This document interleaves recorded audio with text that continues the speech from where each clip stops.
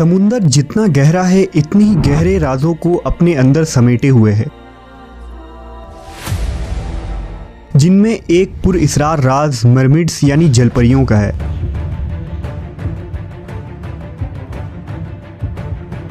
आधा जिस्म इंसान का और आधा मछली का। ये महज एक अफसाना है या हकीकत में भी कोई ऐसी मखलूक एग्जिस्ट करती है जो समुंदर के गहराइयों में छुपी है? इस वीडियो में हम उस पुरअसरार मखलूक की हकीकत जानेंगे। दरअसल समुंदर या ओशियंस हमारी ज़मीन का 71% हिस्से पर फैला एक वसी दुनिया है, जिसका सिर्फ 5% हिस्सा ही इंसानों ने दरियाफ्त किया है और बाकी 95% अभी डिस्कवर होना बाकी है। समुंदर की गहराइयों में लाखों हैवानात आज भी ऐसे हैं जिन्हें इंसानों ने नहीं देखा, जहां पहुंचना भी हमारे लिए नामुमकिन है। ज़माने कदीम से ही लोगों का मानना था कि उन गहराइयों में जलपरियां नामी मखलूक होती हैं। कदीम दौर के हर तहजीब और कौमों में इस आबी मखलूक का जिक्र मिलता है। यूनान के तारीख़ी किताबों में एक ऐसी ही अजीबोगरीब मखलूक का जिक्र तफसील के साथ मिलता है। यूनानी ज़बान में उन्हें सायरन कहा जाता है, जिसके मुताबिक सायरन एक ख़ास किस्म की मखलूक थी जिसका जिस्म खूबसूरत औरतों की जैसा होता था, लेकिन उनके जिस्म पर पंख होते थे। ये समुंदर के दरमियान पाए जाने वाले चट्टानों पर रहती थी। जब भी कोई जहाज रास्ता भटक कर उनके करीब पहुंचता तो ये नहायत ही सुरीली आवाज़ में गाने लगती। उनकी आवाज़ में ऐसी कशिश थी कि उसे सुनने वाला खुद को रोक नहीं पाता और वो उनकी तरफ खींचा चला जाता। ये उनको अपनी आवाज़ और खूबसूरती के जादू में फंसाकर वीरान जगह पर ले जाती और फिर उन्हें अपना खुराक बना देती। उन अजीब औरतों का जिक्र यूनान के मशहूर किताब द ओडेसी में भी मिलता है। इस किताब के मुताबिक जब ओडेसिया ट्रॉय के जंग से फारिग होता है तो एक ऐसे आइलैंड पर पहुंच जाता है जहां कैलर नाम की एक जादूगरनी होती है। ये जादूगरनी ओडेसियस से कहती है कि अगर तुम समुंदर के इन इलाकों पर जाओ तो अपने और अपने साथियों के कान में मोम डाल देना, क्योंकि समुंदर के उन जगहों पर कुछ ऐसी हसीन बलाएं रहती हैं जो मर्दों को अपने आवाज़ के जादू में फंसाकर मार देती हैं।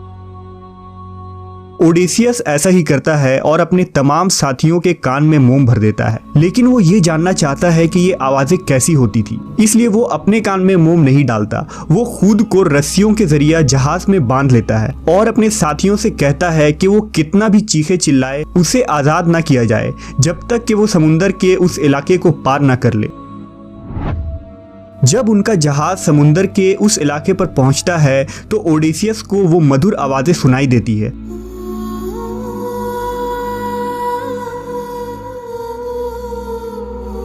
वो आवाज़ें इंतहाई नशीले अंदाज में ओडेसियस को अपनी तरफ बुला रही थी। ओडेसियस भी उन आवाज़ों को सुनकर दीवाना हो जाता है और उनके पास जाना चाहता है। वो अपने साथियों से कहता है कि वो उसे खोल दे, लेकिन उसके साथी उसे नहीं खोलते जब तक कि उनका जहाज़ उस इलाके से बाहर नहीं निकलता। सुनने में ये किसी फैंटेसी बुक की कहानियाँ लगती हैं, लेकिन इन तमाम इंसिडेंट का जिक्र रोम और यूनान के ऑथेंटिक तारीखी किताबों में मौजूद है, जिसे डिनाई नहीं किया जा सकता।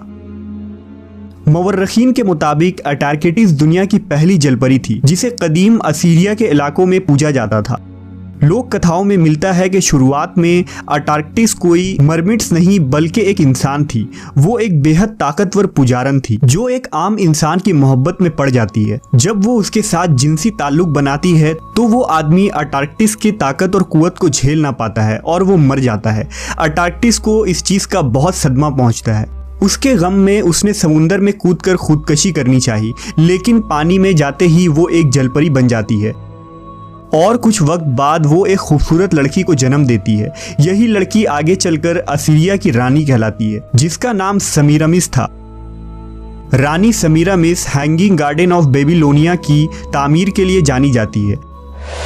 इसी तरह अफ्रीका, चीन, रूस, जापान और हिंदुस्तानी इलाकों के कदीम तारीखी किताबों और मिथ्स में मरमिड्स से रिलेटेड मुख्तलिफ कहानियाँ मिलती हैं। साहली इलाकों में रहने वाले और कश्तियाँ चलाने वाले लोगों के नज़दीक भी जलपरियाँ की बहुत सारे अफसाने मशहूर हैं और वो इस मखलूक के वजूद को यकीनी तौर पर मानते हैं। उन्होंने उन मरमिड्स को अपने आँखों से देखने का दावा भी किया है। उन मल्लाहों में एक बड़ा नाम 19वीं सदी के एक मशहूर शख्सियत क्रिस्टोफर कोलंबस का है। सन 1493 ईस्वी में कोलंबस ने जब अपने समुद्री सफ़र में पेश आने वाले वाक़यात को लिखा तो उसने अपने डायरी में लिखा था कि एक सफ़र के दौरान जब उसके जहाज़ हिस्पानिया के समुंदर में पहुंचे तो उसने और उसके मल्लाहों ने अपनी आंखों से मरमिड्स को देखा था जो उसके जहाज़ के इर्द गिर्द मंडला रही थी। साइंटिस्ट ने इसे सिर्फ कोलंबस का धोखा करार दिया और कहा कि चूंकि कोलंबस कई दिनों से सोया नहीं था और एक लंबे सफर की वजह से थक चुका था, लिहाजा उससे सिर्फ हेलुसिनेशन हुआ होगा। लेकिन कोलंबस के मुताबिक वो इंसान नुमा मखलूक ही थी जो जहाज में मौजूद लोगों को अपनी तरफ खींच रही थी। जुलाई 1842 ईस्वी में अमेरिका के न्यूयॉर्क शहर में ब्रिटिश लाइसेंचर के मेंबर डॉक्टर जे ग्रिफिन ने यह दावा किया कि उनके पास जलपरी के होने का पक्का सबूत है जो उन्हें पैसिफिक ओशियंस में मौजूद फिजा आइलैंड पर मिला था। जब उन्होंने इसे साइंटिस्ट को दिखाया तो वो एक कंकाल था। इस मरमिड्स के कंकाल को म्यूजियम में रखा गया था और इस कंकाल को फिजी मरमिड्स का नाम दिया गया। इस कंकाल को देखकर साफ पता चलता है कि यह किसी जलपरी का कंकाल है, लेकिन 1856 ईस्वी में इस म्यूजियम में आग लगने की वजह से वहां मौजूद सारी चीज़ें जलकर राख हो गईं। लेकिन इस मरमिड्स की कंकाल की तस्वीर आज भी इंटरनेट पर मौजूद है, जो कि इस बात का सबूत है कि जलपरियां सच में होती थी। इस तरह जापान के लोक कथाओं में मिंग्यो नाम के समुद्री हैवान का जिक्र मिलता है जिसका धड़ मछली का और चेहरा औरत का होता है। उसे लेकर जापानी लोगों का ये मानना था कि अगर ये मरमिड्स आपको मिल जाती है और आप इसे खा लेते हैं तो खाने वाला फिर से जवान हो जाएगा और उसकी उम्र भी काफ़ी लंबी हो जाएगी। इसी तरह चीन में मॉमी वाटर नामी मखलूक भी मशहूर है। आयरलैंड में हरी बालों वाली जलपरियों की कहानियाँ मशहूर हैं और रूस में रूसलाका वहाँ की मजहबी किताबों में मिलती है। मरमिड्स के मुतालिक इंसानों की दिलचस्पी हर ज़माने में बढ़ती रही है। इसका सबूत साल 2013 में एनिमल प्लैनेट के जरिए बनाई गई मरमिड्स द बॉडी फाउंड डॉक्यूमेंट्री है जिसे करीब 40 लाख लोगों ने देखा। इस्लाम में भी इंसानों के अलावा दूसरे मखलूकात का जिक्र कुरान मजीद में मिलता है। अल्लाह की बेशुमार मखलूक में से एक मखलूक जिन्नात भी है। जिस तरह इंसान में मर्द और औरत होते हैं, इसी तरह से जिन्नात में भी मर्द औरत होते हैं और ये इंसानों की तरह शादी भी करते हैं। जिन्नात का जिक्र कुरान और हदीस में मौजूद है। दरअसल जिन्नी कोई अलग मखलूक नहीं बल्कि आम जिन्नी और परी में वही फ़र्क है जैसे एक आम दराज गोश और अरबी नस्ल घोड़े में फ़र्क होता है। एक आम जिन्नी के पर नहीं होते जबकि परी के पर भी होते हैं। इस्लामी तारीख में एक बड़ा नाम शेख मोहिउद्दीन इब्न अरबी का है। इब्न अरबी ने अपनी किताब फतुहात मक्का में ऐसे मखलूक का जिक्र किया है जो समुंदर की गहराइयों में रहते हैं। वो लिखते हैं कि उनमें से कुछ पानी में हैं और अल्लाह की इबादत करते हैं, लेकिन किसी ने उन्हें नहीं देखा है। इसी तरह 13वीं सदी के एक सूफ़ी मौलाना शमसुद्दीन के बारे में मशहूर है कि वो समुंदर के गहराइयों में एक आबी मखलूक से मुलाकात करने जाते थे। उन्होंने खुद अपनी किताब में इन जलपरियों का जिक्र किया है जो समुंदर में रहती हैं और जिन्हें उन्होंने कई दफ़ा देखा है।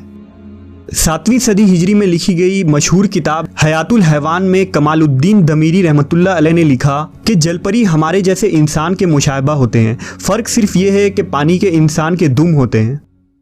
इसी तरह शेख कज़वीनी रहमतुल्लाह अलैह ने अजाइबुल मखलूकात में कहा है कि एक मरतबा पानी का आदमी हमारे बादशाह के ज़माने में समुंदर से निकल आया था। जब उस जलपरी को बादशाह के दरबार में लाया गया, लिहाजा बादशाह ने पानी के उस मखलूक से एक आदमी की शादी कर दी। इस औरत से एक लड़का भी पैदा हुआ जो माँ बाप की गुफ्तगू को समझ लेता था। इब्ने अशत ने इन जलपरियों के मुतालिक लिखा कि ये बहरे रोम की मछलियां हैं जो औरतों से मुशाबा होती हैं, जिनकी बाल सीधे और रंग गुंदुमी होता है। ये मछलियां गुफ्तगू भी करती हैं, लेकिन उनकी गुफ्तगू समझ से बालतर है। नेज़ ये मछलियां हंसती और कहकहा भी मारती हैं। तो क्या मरमिड्स के मुतालिक होने वाले तमाम वाक़यात महज अफसाना हैं? क्या जिन मल्लाहों और जहाज़रानों ने मरमिड्स को देखा वो उनके नज़र का धोखा था? क्या समुंदर की गहराइयों में फ्यूचर में भी ऐसी कोई मखलूक डिस्कवर हो सकती है? आप अपनी राय इस बारे में कमेंट सेक्शन में ज़रूर दीजिए।